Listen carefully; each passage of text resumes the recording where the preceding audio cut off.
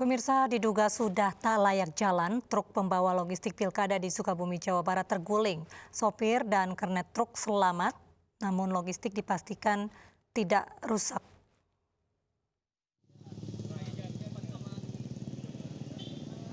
Inilah truk pembawa logistik pilkada serentak di Jalan Raya Kiara 2, Waluran, Kecamatan Waluran, Kabupaten Sukabumi, Jawa Barat. Truk yang membawa kotak dan bilik suara untuk 3 kecamatan ini diduga kondisinya tak layak, sehingga akhirnya mengalami kecelakaan tunggal saat di tikungan. Menurut beberapa saksi mata, truk sudah oleng sebelum terjadi kecelakaan. Sementara itu, KPU Kabupaten Sukabumi memastikan tidak adanya kerusakan pada logistik pilkada serentak dan tidak ada korban jiwa dalam kejadian ini.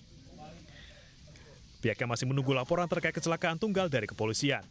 Untuk logistik sendiri, alhamdulillah tadi sudah laporan dari lapangan tempat kejadian logistik tidak terjadi kerusakan dan bisa dilanjutkan dan dengan dipindahkan ke truk yang lain, truk cadangan, dan bisa dilanjutkan distribusinya ke daerah tujuan. Logistik yang berisi kotak dan bilik suara pun langsung dipindahkan ke truk yang baru dan melanjutkan perjalanannya. Kasus kecelakaan masih dalam penyelidikan unit laka lantas Polres Sukabumi. Dari Sukabumi, Jawa Barat, Indra Firdaus, iNews melaporkan. 500 lembar surat suara pemilihan wali kota dan wakil wali kota Medan rusak setelah disortir. KPU Medan akan mengembalikan surat suara yang rusak ke percetakan.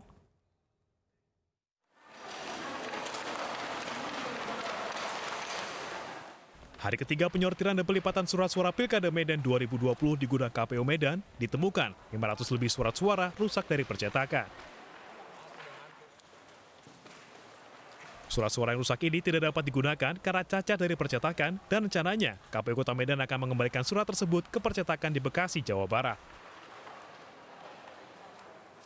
Kerusakan diantaranya surat suara koyak, kemudian pemotongan ukuran surat suara yang tidak simetris, serta tinta di gambar surat suara yang tidak memenuhi standar. Ada memang berdasarkan sortir kita ada kondisi surat suara yang baik, ada yang tidak baik, dalam arti rusak dan atau cacat ya. Itu yang kemudian kita sortir, kita pisahkan, ya untuk kemudian nanti kita ajukan di penyedia agar dilakukan pencetakan ulang atau pergantian. KPU Kota Medan menjadwalkan penyortiran dan pelipatan surat suara berlangsung selama 5 hari yang dimulai sejak tanggal 17 November hingga 21 November mendatang. Dari Medan, Sumatera Utara, Said Ilham, iNews melaporkan. Debat publik perdana pasangan calon bupati dan wakil bupati Kabupaten Serang fokus pada kesejahteraan masyarakat. Paparan visi misi 2 pasangan calon diharapkan bisa memberi gambaran untuk warga Kabupaten Serang dalam menentukan pilihan mereka.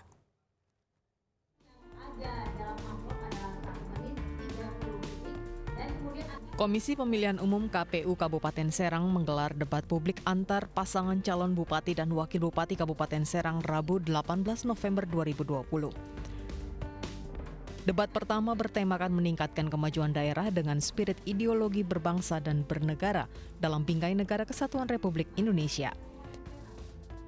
2 pasangan calon bupati dan wakil bupati Kabupaten Serang yakni paslon nomor urut 1 Ratu Tatu Hasanah Panji Tirtayasa dan paslon nomor urut 2 Nasrul Ulum Eki Baihaki beradu visi misi.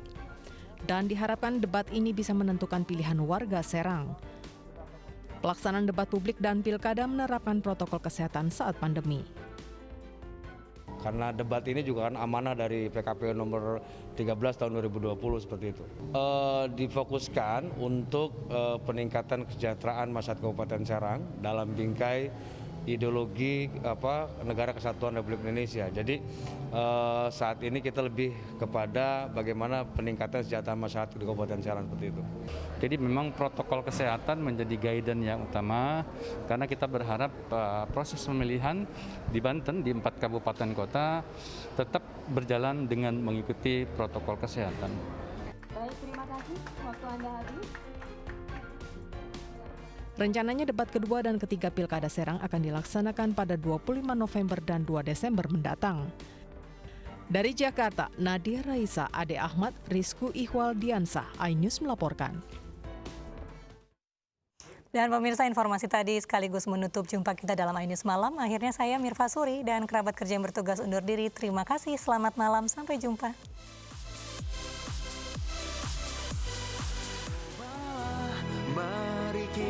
semua saling menyayangi dan saling berbagi, dan bersama untuk hadapi bencana. Kelak sambut pagi dan cerah mentari. Dan cobalah mari kita semua saling menyayangi dan saling berbagi, dan bersama untuk hadapi bencana.